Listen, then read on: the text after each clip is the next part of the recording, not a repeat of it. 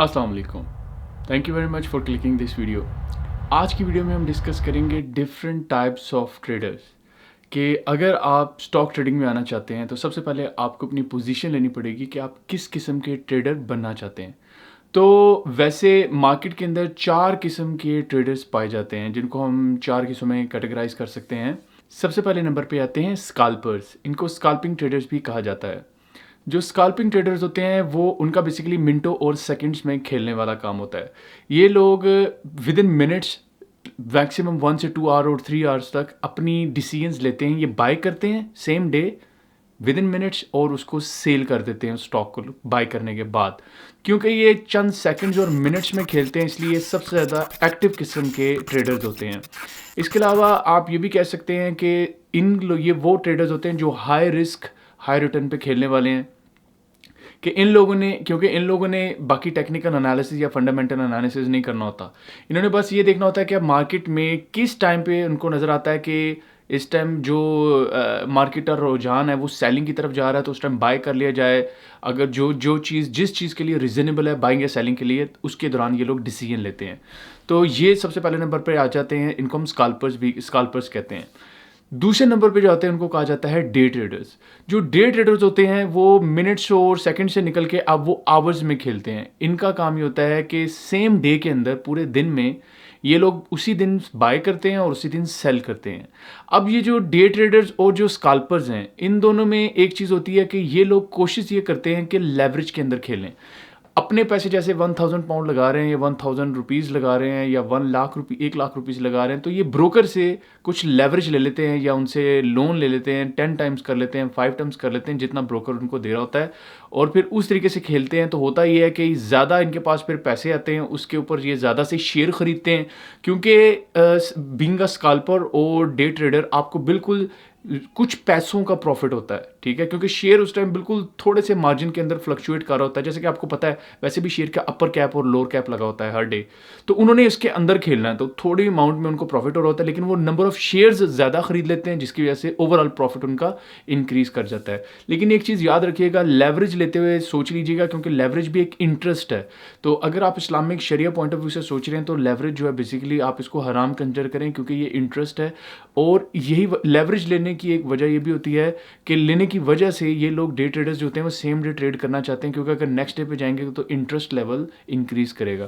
तो लेवरेज की ट्रेडिंग करने से पहले शरिया के असूल अपने जान लीजिएगा ताकि ऐसा ना हो कि आप गलत डायरेक्शन में जा रहे हो। इसके अलावा मैं ये समझता हूँ अगर आप as a new stock trading के अंदर आना चाहते हैं तो स्काल्पर और डे ट्रेडर को बाद में लेके आइएगा, इसके अंदर बाद में जाइएगा। इससे पहले आपको अगली चीज़ सीखनी चाहिए जो कि है स्विंग ट्रेडर। ये है तीसरी किस्म। मेरे ख्याल में आपको स्विंग ट्रेडर को पहले समझना चाहिए, इसके ऊपर चलना चाहिए, उसके बाद आपको एक पोजीशन लेनी चाहिए कि आपको स्काल्पर बनना है या डे ट्रेडर बनना है। तो स्विंग ट्रेडर क्या होते हैं? स्विंग ट्रेडर्स क्या करते हैं, वो विद इन डेज वीक्स में खेलते हैं, इवन मंथ्स में भी चला जाता है कि वो एक दिन स्टॉक खरीदते हैं, ज़रूरी नहीं है उन्होंने उसको सेम डे बेचना है, वो अगले दिन 3 4 5 दिन बाद भी बेच सकते हैं, हफ्ते बाद भी और 2 हफ्ते बाद भी। ये लोग जो होते हैं थोड़ा टेक्निकल एनालिसिस करते हैं, इनको फंडामेंटल एनालिसिस की इतनी ज़रूरत नहीं है, टेक्निकल एनालिसिस पे चलते हैं। ये कैंडल्स देखते हैं, हिस्टोरिकल डाटा देखते हैं, चार्ट्स देखते हैं और पैटर्न देखते हैं, मूविंग एवरेज के ऊपर नज़र रखते हैं। ये चेक करते हैं अप ट्रेंड जा रहा है, डाउन ट्रेंड जा रहा है, किस जगह पे मुझे शॉर्ट जाना है, किस जगह पे मुझे लॉन्ग जाना है, किस जगह पे मुझे बाय करना है, किस पोजीशन पे सेल करना है।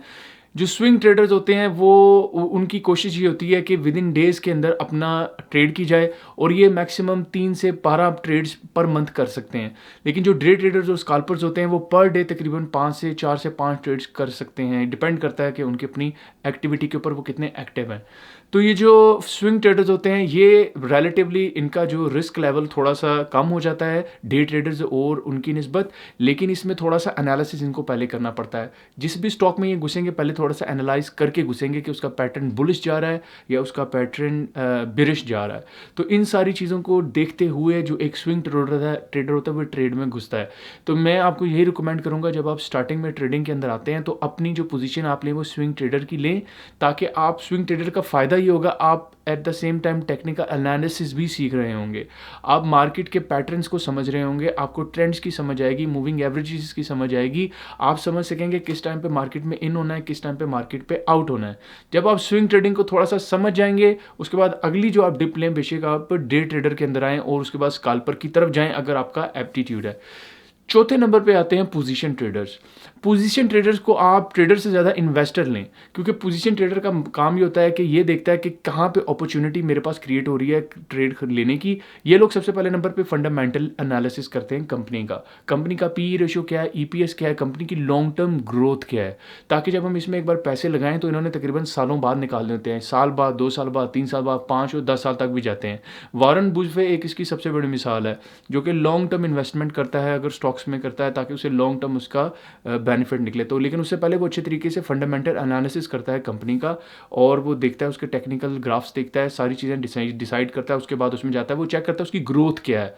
तो यही एक पोजीशन ट्रेडर का काम है, वो उसका ग्रोथ देखता है कि फ्यूचर में इसकी कैसी होगी। वो एक पास्ट पैटर्न से एनालाइज करके देखता है कि फ्यूचर में इसके क्या प्रोस्पेक्ट्स हैं, तो उसके हिसाब से वो इसमें डिसीजन लेता है, और वो सोचता है कि आगे जाके इसमें से मुझे शेयर की प्राइस बढ़ेगी तो कैपिटल मेरा बढ़ेगा।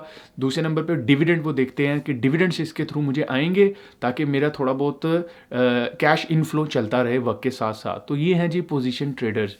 अब आपने डिसाइड करना है आपने किस जगह पे अपने आप को रखना है। आप स्काल्पर बनेंगे, डे ट्रेडर बनेंगे, स्विंग ट्रेडर बनेंगे, या पोजीशन ट्रेडर बनेंगे।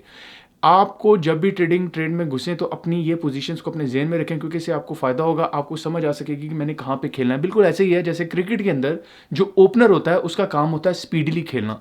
वो आएगा, उसने छक्के चौके लगाने, उसने पहले 4 ओवर्स के अंदर अपने आप को ज़्यादा से ज़्यादा रन बनाने की कोशिश करनी है। इसी तरह जब मिडिल ऑर्डर आता है उसका मकसद होता है कि स्टॉप देना, अपनी विकेट्स को बचा के इनिंग को इंक्रीज़ करना, स्कोर्स को आहिस्ता आहिस्ता ग्रो करना।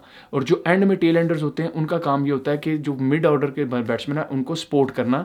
उनका काम ये नहीं होता कि वो आके स्कोर बनाए, उनसे कोई एक्सपेक्ट नहीं कर रहा होता, लेकिन उनका काम ये होता है मिडिल ऑर्डर को वो हेल्प आउट करते हैं। सिमिलरली आप जब ट्रेडिंग में आते हैं तो आपको ये जानना ज़रूरी होता है आपकी पोजीशन क्या है। आप पोजीशन जानेंगे अपनी तो उसके हिसाब से काम कर सकेंगे। अगर आपका बिजी लाइफस्टाइल है तो इसमें ये सबसे इंपॉर्टेंट चीज़ है, आपकी लाइफस्टाइल और आपकी साइकोलॉजी, ये बहुत मैटर करती है पोजीशन लेने में। अगर आप एक एक्टिव किस्म के आदमी हैं, आपको खुद पता है आप कैसे हैं, अगर आप एक्टिव किस्म के आदमी हैं तो स्काल्पर और डे ट्रेडर आपके लिए अच्छी है। लेकिन अगर आप ऐसे आदमी हैं कि जो इतने एक्टिव नहीं है, जिसका शौक नहीं है मैं डेली बैठ के चार्ट्स देखता रहूँ, जिसका शौक नहीं है डेली बैठ के ट्रेड देखूँ, फॉरेन एक्सचेंज जब खुलती है मार्केट 9:30 बजे के करीब, मैं 9:30 से लेकर बैठा रहूँ 3:30 बजे तक, तो अगर आप ऐसे नहीं हैं जिनको अपना टाइम की कमिटमेंट है स्क्रीन के साथ इतनी ज़्यादा, तो फिर आप जाएं स्विंग ट्रेडर की तरफ जाएं या इन्वेस्टर की या पोजीशन ट्रेडर की तरफ जाएं। इसके अलावा आपको ये देखना है कि अगर आप कोई जॉब कर रहे हैं, आप अपने आप का बिजी शेड्यूल है, आप टाइम नहीं निकाल सकते हैं, आप इसको एज अ सेकेंडरी इनकम का सोर्स लेके चलना चाहते हैं ट्रेडिंग को भी, या पैसिव इनकम जिसे कह सकते हैं, तो फिर भी आप फिर कोशिश स्विंग ट्रेडर और पोजीशन की तरफ ही जाएं। लेकिन अगर आप फुल टाइम देना चाहते हैं, आप समझते हैं मैं फुल टाइम इसको देख सकता हूँ, मेरे पास टाइम है, मैं इसको मैनेज कर सकता हूँ, तो येस फिर आप डे ट्रेडर और स्काल्पर की तरफ जा सकते हैं। ये सारी चीज़ें आपके अपने पर्सनल लाइफस्टाइल के ऊपर हैं। लेकिन एक चीज़ को याद रखना है, आप एक्टिव होने चाहिए स्काल्पर के लिए और डे ट्रेडर के लिए, क्योंकि इसमें बेनिफिट के साथ लॉस की भी उतनी ही रेशियो है। लेकिन हर चीज़ प्रॉफिट और लॉस के साथ साथ चलती है। तो आप पहले अपनी पर्सनालिटी देखें, अपने आप को देखें कि आप किस में अपने आप को कंफर्टेबल फील करते हैं, उस पोजीशन को ले लें। बाय द वे आप वक्त में किसी टाइम पे भी अपनी पोजीशंस चेंज कर सकते हैं, तो इट डजंट मैटर। अपने आप को कंफर्टेबल रखें, एक पोजीशन लें, उसमें सीखें, गेन करें, लर्न करें, दूसरी पोजीशन की तरफ जाएं, उसमें जाके लर्न करें, गेन करें। इस तरह आपको थोड़ा सा आइडिया हो जाएगा। मैं ये समझता हूँ कि मैं स्विंग ट्रेडर बनना चाहता हूँ और हूँ स्विंग ट्रेडर की तरफ मेरा ज़्यादा रुझान है, लेकिन मैं डे ट्रेडिंग भी करना चाहूँगा। लेकिन मेरा विजन में इन्वेस्टमेंट भी है, तो मैं इन्वेस्टर ट्रेडर भी बनूंगा। तो मैं एट अ टाइम 3 जगहों पे खेल सकता हूँ, क्योंकि मैंने अपने आप को इस हिसाब से डेवलप किया हुआ है, मैंने अपने आप को इस तरीके से रखना है। तो आपने भी अपने आप को इसी तरीके से सोचना है कि आपने कौन कौन सी पोजीशन पे खेलना है और आपके कितने कितने पैसे कितने चीज़ों में डिवाइड करने हैं। अब यहाँ पे आके मैं इस वीडियो को ख़त्म करता हूँ। जो इससे अगली वीडियो होगी होपफुली आपको वो भी पसंद आएगी, तो वो भी इंशाल्लाह बहुत इंटरेस्टिंग टॉपिक के ऊपर मैं बनाने वाला हूँ। अगर आपको ये वीडियो पसंद आई है तो प्लीज़ इस वीडियो को लाइक ज़रूर कीजिएगा, कमेंट करके बताएं आपको कैसी लगी और फ्यूचर में आप मुझसे क्या देखना चाहते हैं, मैं उसके ऊपर वीडियो बनाऊँ। और मेरे चैनल को सब्सक्राइब ज़रूर कीजिएगा। नेक्स्ट वीडियो तक के लिए हैव अ नाइस डे।